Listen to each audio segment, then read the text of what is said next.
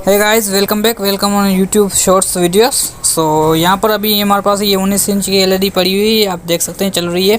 ये हमारे पास रिपेयर होने के लिए आई थी, जिसमें सिर्फ इसकी रोशनी का प्रॉब्लम था, लाइटिंग का प्रॉब्लम था। सो इसका जो वो लाइटिंग नहीं आ रही थी, रोशनी नहीं आ रही थी।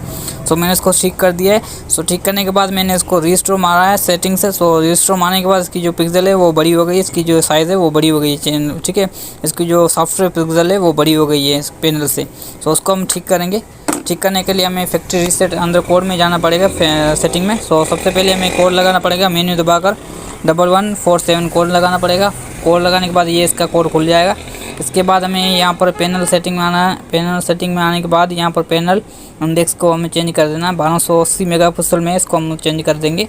सो ये बंद हो गई है। सो अभी ये चालू हो चुकी है। सो देखें इसकी साइज़ पूरी हो गई, यहाँ से अभी देखेंगे। सो ये कि दोस्तों ये साइज़ पूरी हो गई, ठीक है। सो इस तरीके